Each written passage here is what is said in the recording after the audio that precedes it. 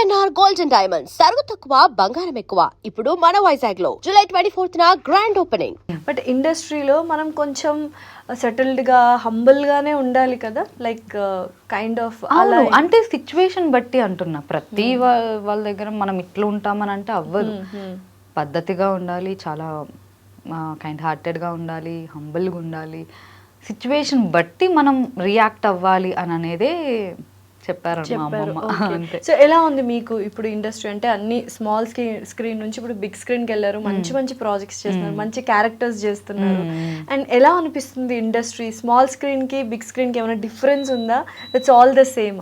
లేదు, డిఫరెన్స్ అయితే ఉంటుంది పక్కా. బికాజ్ అక్కడ మనం ట్రీట్ చేసే విధానం, అక్కడ మన ఫ్రెండ్స్ ఉంటారు, మనం ఆడుతూ పాడుతూ చేస్తాం స్మాల్ స్క్రీన్లో.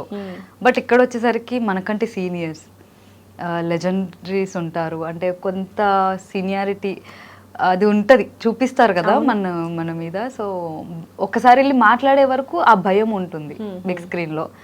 బట్ షూట్ చేసేటప్పుడు కానీ ఆ షూట్ అయ్యాక బిగ్ స్క్రీన్లో మనం చూసుకుంటే ఎస్ ఇది కదా మనకు కావాల్సింది అని అనేది అనిపిస్తుంది అన్నమాట. అది ఫస్ట్ ఏ మూవీ లెజెండ్ లో చూసినప్పుడు ఆ ఫీల్ ఎలా ఉంది? పెద్ద స్క్రీన్ లో బాలయ్య గారు, బోయపాటి గారి డైరెక్షన్, అంటే తెలిసిన ఆర్టిస్టులు, ప్యాడింగ్ ఆర్టిస్టులు బోల్డ్ ఎంత మంది. What is that feeling? ఆ డే గుర్తుందా? ఉంది. ఒకసారి ఎలాబరేట్ చేస్తారా? రీక్రియేట్ చేద్దామా? నేను చాలా చిన్నపిల్లని అప్పుడు. సో నాకు యాక్టింగ్ అప్పుడప్పుడే ఇంకా నేను నేర్చుకుంటున్న స్టేజ్ అది. సో డైలాగ్ చెప్పేశాను, అయిపోయింది. బట్ రిలీజ్ అయిన తర్వాత మీరు ఇప్పుడు షూట్ డేస్ చెప్పమంటున్నారా? థియేటర్ రియాక్షన్ ఎలా ఫీల్ అయ్యారు? థియేటర్ లో అయితే మాత్రం నేను ఈగర్లీ వెయిటింగ్ నా సీన్ కోసం అని చెప్పి. ఇలానే ఉన్నా వస్తుంది. నేను అందరికి చెప్తున్నా, చూడండి ఇప్పుడే వస్తుంది. ఎందుకంటే నేనే డబ్బింగ్ చెప్పుకున్నా కదా. చూడండి అనేసరికి ఇలా ఇదిగా ఇంకా అరిచేసా, ఇంకా అక్కడ ఇంకా గోల చేసేసా అనమాట. అమ్మ చూడమ్మా అని చెప్తే డైలాగ్ చెప్పండి ఒకసారి. బ్రహ్మానందం గారు బావిలో పడిపోతారు అనమాట. సో అప్పుడు బావిలోంచి బ్రహ్మానందం గారిని బయటకు తీస్తారు బాలయ్య బాబు. సో అప్పుడు అందరం రౌండ్ సర్కిల్ చేసి చూస్తాం, ఆయన ఉన్నాడా, బతుకున్నాడా, చచ్చిపోయాడా అని చెప్పి.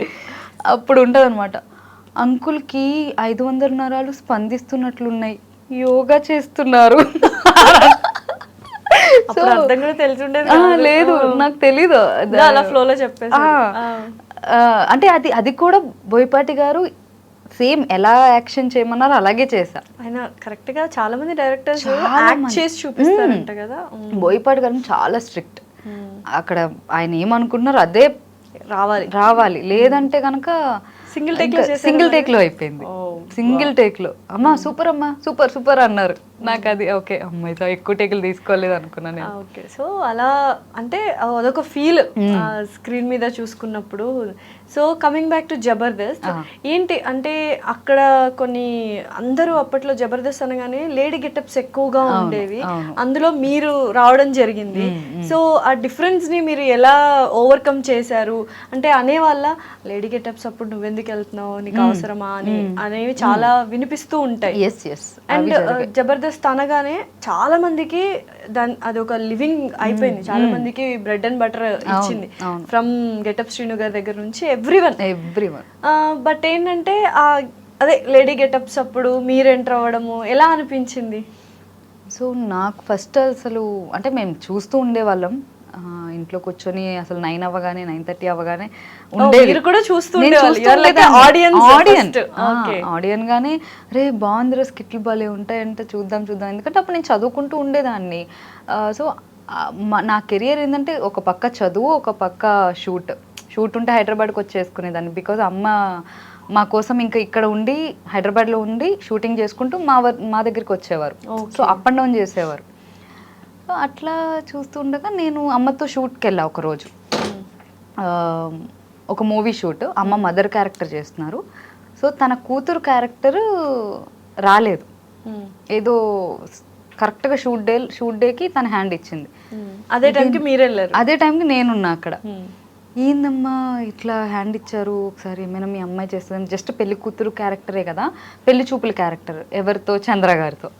ఓకే. సో పెళ్లి చూపుల క్యారెక్టర్ ఇట్లా ఉంది అమ్మ, ఒక్కటి చూడు చేద్దాము, మీ అమ్మాయి చేస్తుందేమో అని అంటే ఇంకా అప్పటికప్పుడు ఓకే అని చెప్పి, నో మేకప్ ఏమీ లేదు, జస్ట్ ఇంకా కూర్చొని ఏదో నేను అప్పుడు రెడీ అయిన దాంతోనే, అప్పుడు నా హెయిర్ చాలా లాంగ్ ఉండే, అలానే మొత్తం అంతా మేకప్ హెయిర్ స్టైల్ అంతా చేసి కూర్చోబెట్టి సీన్ ఇచ్చారు.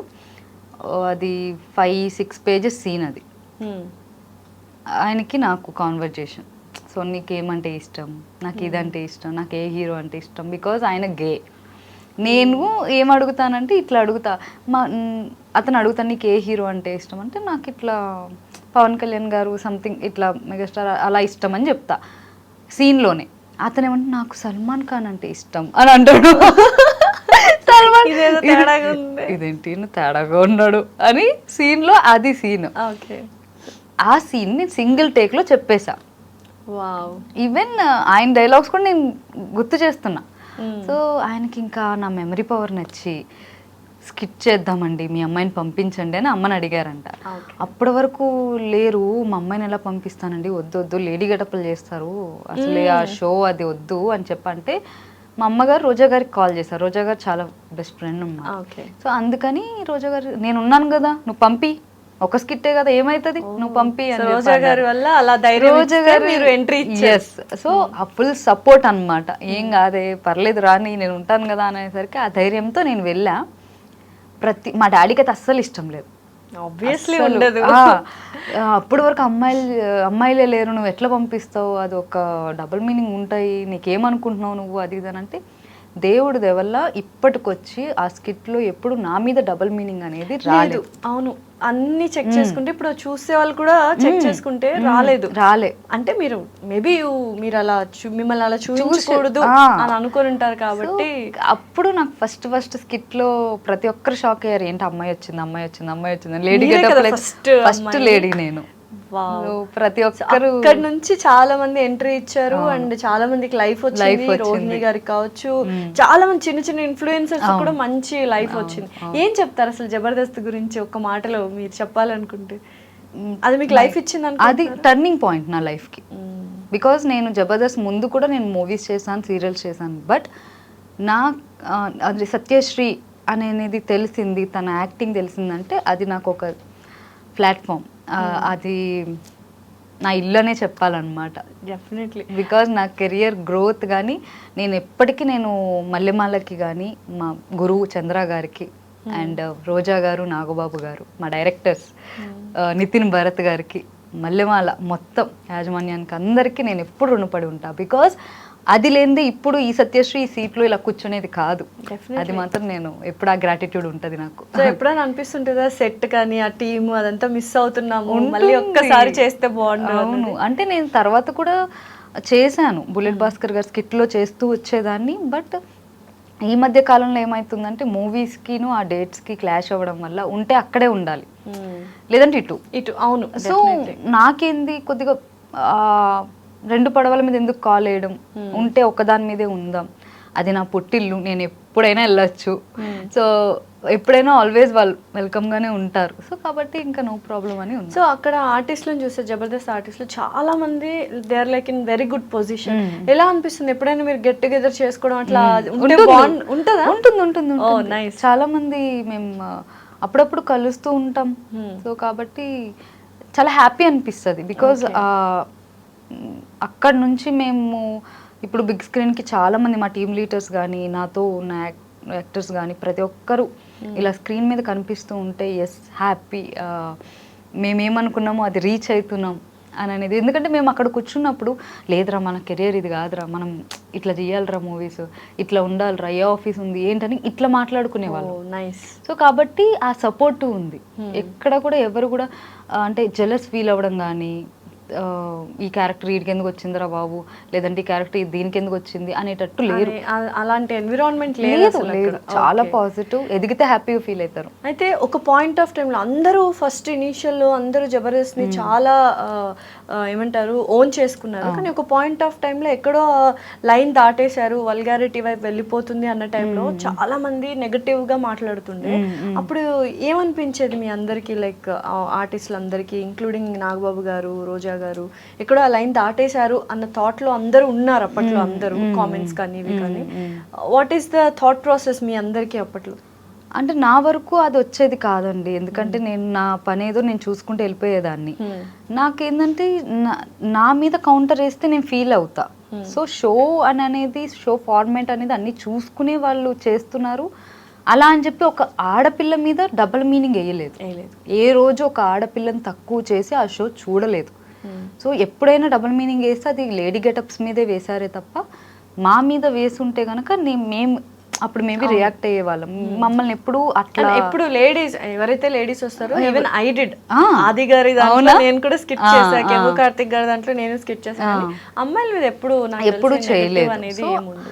ఆ నెగిటివిటీ అనేది మా మీద కానీ ఆడపిల్లల దాని మీద లేదు, కానీ ఆ షో కొద్దిగా డబుల్ మీనింగ్, ఎందుకంటే జనాలు అట్లనే ఇంకా ప్రతి ఒక్కరు ఏదో పద్ధతిగానే చూస్తారు అని అనేది కాదు, కానీ బట్ ఆ టైంలో అది మేబీ ఒక మసాలా అనేది ఉండేది, అది మా వరకు అనేది రాలేదు కాబట్టి నేను ఎక్కువ ఏమీ ఎఫెక్ట్ అవ్వలేదు. ఓకే. అయితే దీని తర్వాత మూవీస్లో ఇప్పుడు ఒకవేళ అలాంటివి ఏమన్నా ఉన్నా మీరు అక్కడ చెప్పేంత స్వాతంత్రం మీకు ఉండేది కాబట్టి ఇది చేయము అని చెప్పారు. ఇప్పుడు మూవీస్లో కొన్ని సార్లు ఏమైపోతుంది అంటే చాలా వరకు మాట్లాడిన వాళ్ళు ఆర్టిస్టులు మాకు ఒక సీన్ ఇచ్చారు, బట్ అందులో ఇంకొంచెం ఎక్స్ట్రాగా ఉంటుంది, లైక్ రొమాన్స్ కావచ్చు, ఇంటిమెసీ కావచ్చు, అలాంటివి ఏమైనా మీరు ఎదురు పడ్డారా? ఎందుకంటే I want to ask you this question. Me interviews లో ఒక దానికి సమాధానం చూసాను అనమాట. అలాంటివి ఏమైనా ఉండేనా మీకు? లైక్ ఇట్స్ ఆల్ లేదు అలాంటిది అయితే ఎప్పుడు కూడా నా వరకు రాలేదు. బికాజ్ నేను ముందే నేను క్లియర్ కట్ గా నేను అడిగేదాన్ని వాట్ ఈజ్ వాట్, ఏముంది ఏంటి అని చెప్పి. ఈ సీన్స్ ఉన్నాయి అని అన్నప్పుడు నేను ఆ క్యారెక్టర్ వదిలేసుకునేదాన్ని. Okay. So you don't want to do any like romantic లాంటిది చేయాలని అనుకోవట్లేదు. అంటే లైక్ నా క్యారెక్టర్స్ మంచిగా పడాలి, నా పర్ఫార్మెన్స్ అనేది కావాలి. నేను ఫుల్ గ్లామరస్ రోల్ చేస్తానని నేను అనుకోవట్లేదు. I don't want to do any glamorous role, anything. ఆ క్యారెక్టర్స్ కానీ అలాంటివి ఏం లేదు, జస్ట్